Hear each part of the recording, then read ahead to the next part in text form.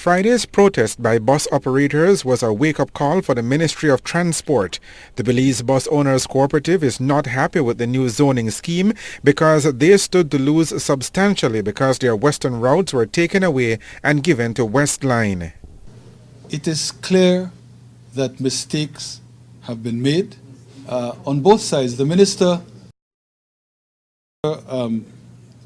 contrary to some rumors, is not God. At a Friday afternoon press conference, Prime Minister Dean Barrow conceded that, in his words, mistakes were made and announced what he thought was an agreement that would correct the injustice done to BBOC. What was agreed is that the BBOC would not in fact be required to operate only on the northern route, on the Belize City runs going north, but that in fact some of the earlier runs, some of the pre-existing runs before the attempt at reorganization took place, that the BBOC had going west.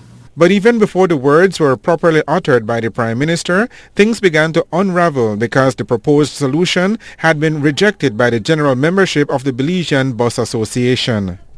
As the President, the same way Westline was actually inserted in the West, I'd like to see the BBOC reinstated immediately, because these guys have been operating for over 6 years. And when you look at it, they have been taken out overnight and given privilege to a guy that has or brought in 20, 30 buses. Number one, return to normal schedule tomorrow, 5 a.m. You guys crazy? You're not negotiating? Don't you have to give some time? Well, when Minister Hulse turned this thing upside down, he didn't negotiate. He promised a few days.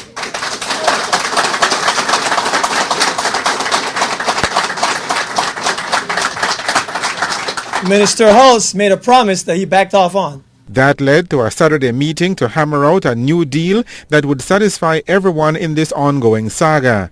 President of the BBA, Andy Shaw, has been busy selling the new proposed solution to his membership, meeting with operators in the north on Sunday and again this afternoon. This morning, Shaw met with Ministry of Transport officials in Belmopan. He told Love News via phone what was on the table. Based on the meeting that we had on Saturday, BBOC will get back about 10 runs in the west. That's from east to west and from west to east.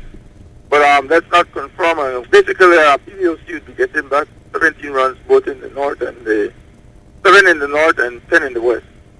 So that's where we stand at this moment. As we said before, meetings were being held today to get everyone on board with the new agreement hammered out over the weekend. Once that is squared away, this ugly episode that brought two of the nation's busiest highways to a standstill will be a thing of the past. Reporting for Love News, I am Patrick Jones.